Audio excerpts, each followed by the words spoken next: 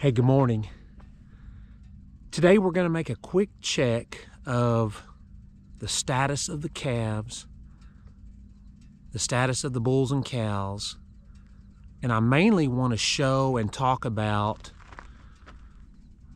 the difference in our calves now that we started crossing them with the MASHONA, and how it fits us so well with respect to where we are and what we're trying to do.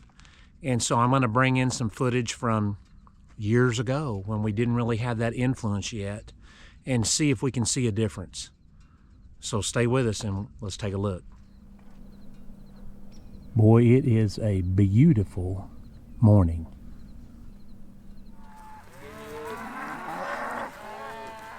The first thing we have to do is get the cows moved so you can start watching the calves as they go through.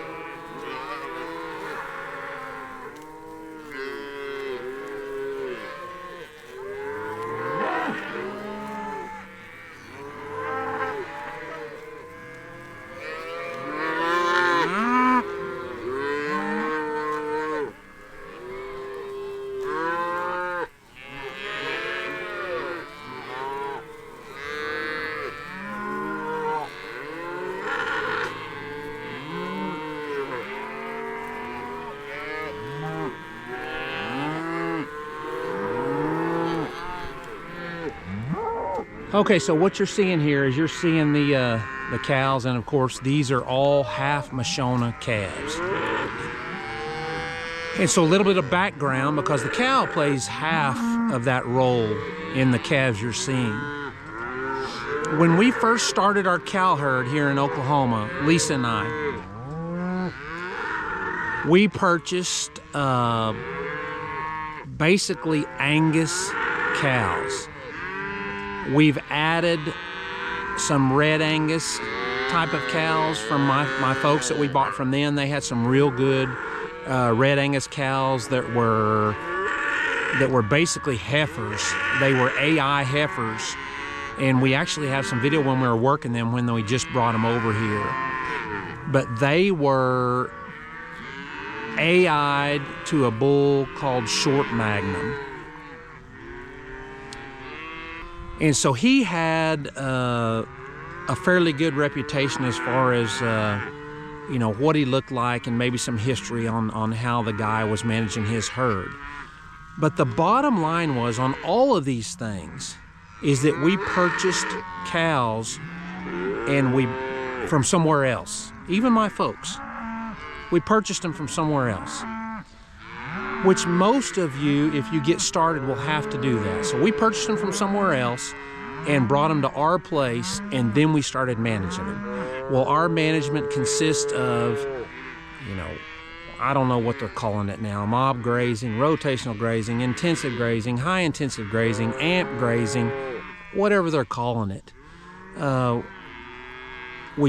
We're managing chaos. We're giving our foragers rest that we think it needs at that moment in time, which is constantly changing. And within that management, we're not supplementing in any way. well, just managing. And so they have to do it on their own. And they have to have a baby on their own. And the baby has to do well in our environment. So one of the things during this process, of course, we've consulted a lot with Ian Mitchell Ennis, and he started us kind of on this path of mob grazing and the benefits of it, and just how to kind of monitor the chaos. You know, that's something that he always preaches, you're managing chaos. And so in order to fit chaos, you need animals that are adaptable to kind of your environment. And so that involves basically heat where we are, South Central Oklahoma. One of the biggest things that our animals suffer from is heat issues. So enter the MASHONA and enter Johann Zietzman, who I think is, if not the most knowledgeable, one of the most knowledgeable, and I tend to think probably the most knowledgeable as far as the breeds and utilizing the breed characteristics to match your environment, your management. And so that's when we brought the MASHONA in. They're going to be shorter haired, they're going to be shinier, which is kind of a indicator of earlier sexual maturity, just indicators.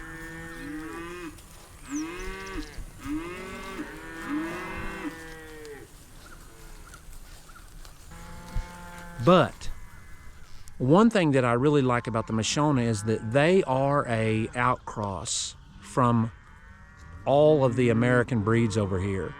So what does that mean? That means that first cross you're going to get, it's going to be real high in hybrid vigor. And if you don't understand what that is, look it up.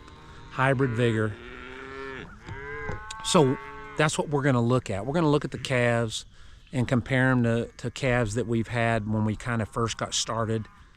I don't know how much of video I was taking when we first started, but I think I was taking some. So we'll see if we can't compare those and see if there's a difference.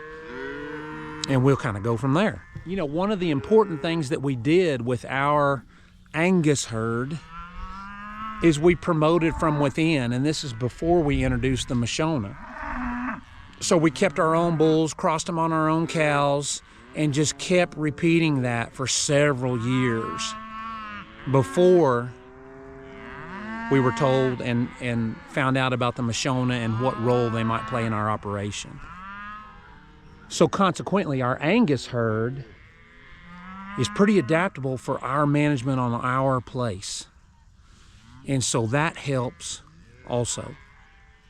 Is everything working perfectly on our place with respect to our cattle and how they're performing? Absolutely not. Will it ever work perfectly? Probably not. Do we get a little closer every day? I hope so. That's the point of it. That's the goal of it. That's the challenge of it. That's why a lot of us do it, is because it's so difficult. It's just always a challenge, and it's always fun working with what was created for us to manage. Let's go, guys.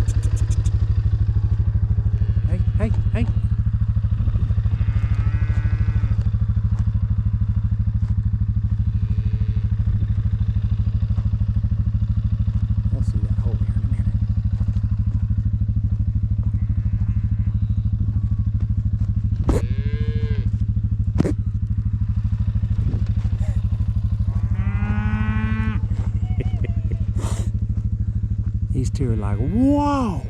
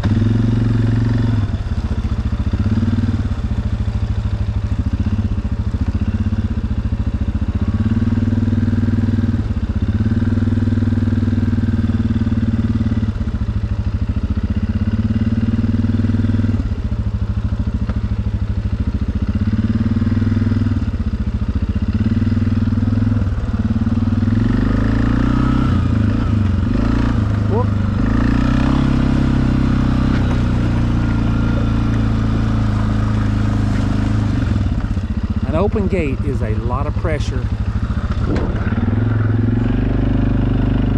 That's something Bud Williams always used to tell us, but you never understand it until you kind of pay attention.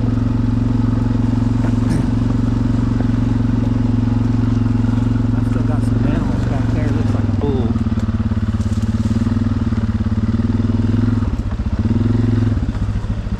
A bull with his lady friend.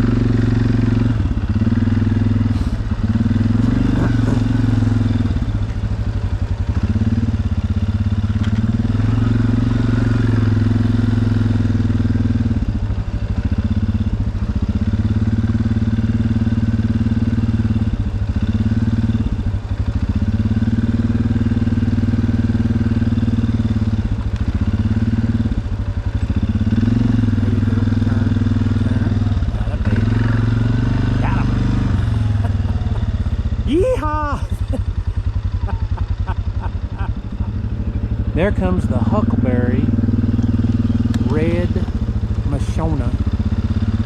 I want to see who's with her because she is one of ours that's never missed.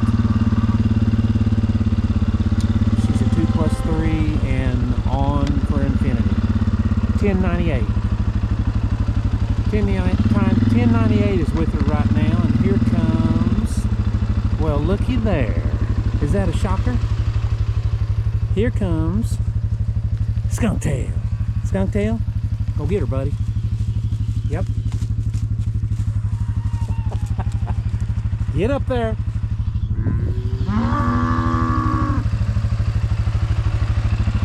Oh, that's good.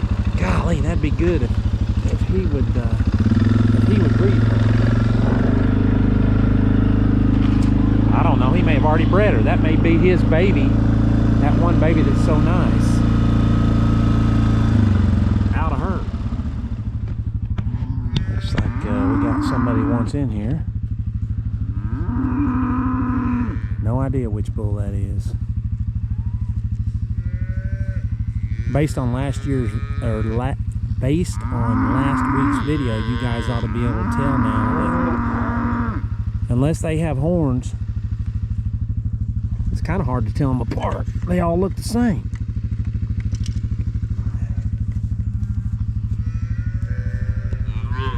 Come on. Come on. Ooh. Ooh. Ooh. Yikes. I do not want to get shot by that. I'll lay that down right there. I'll lay that down in the grass. And this one, I'll try to wrap it very carefully. Ooh. Ooh.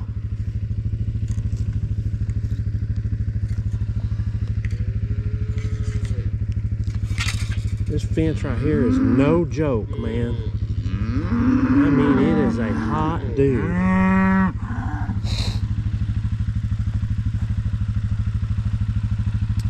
Come on. Ooh.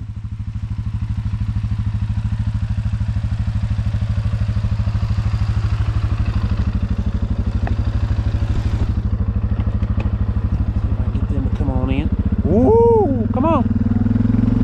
Come on. Ooh.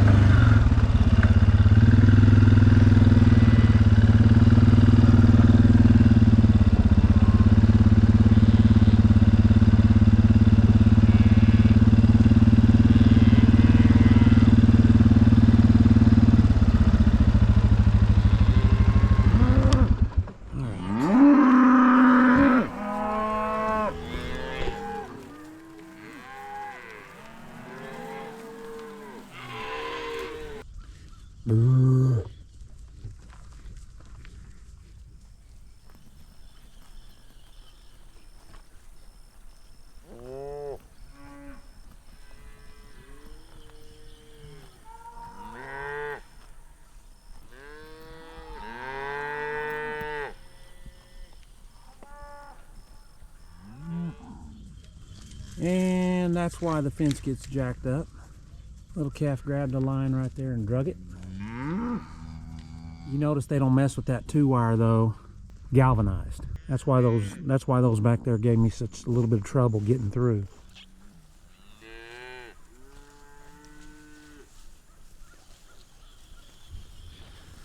Okay, so what you should have noticed from all of this is very little hair, lots of shine.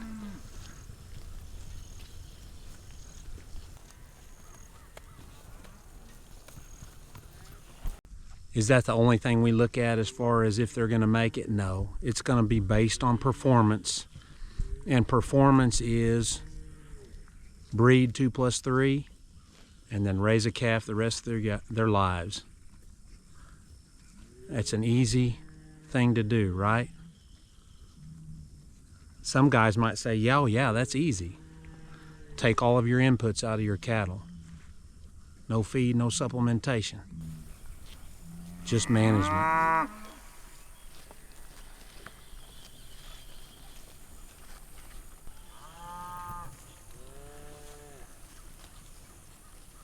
It gets difficult.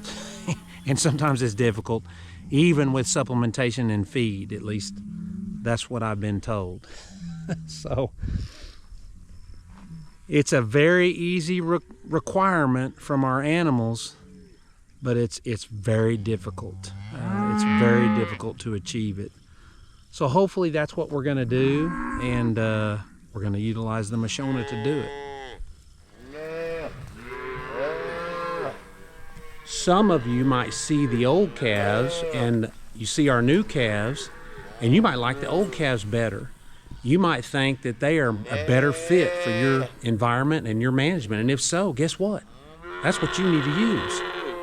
But for us, we've always noticed that heat is a major factor in our area. And so it just made us really think about using the MASHONAs. And so that's what we're doing. It's going to take a lot of time to get there.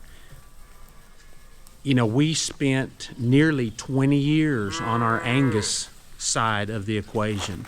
That promoting from within, keeping heifers, keeping bulls, keeping their heifers, keeping bull calves out of them, and just continuing to do that while the ones that didn't perform in our management on our ranch fell out of the program. So now we're adding another breed, the MASHONAs, and that in turn is going to take time. It ought to be a little faster, but it's going to take time.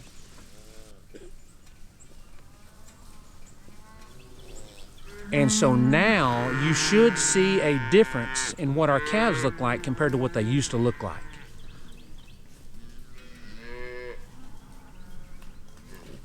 So thanks for watching.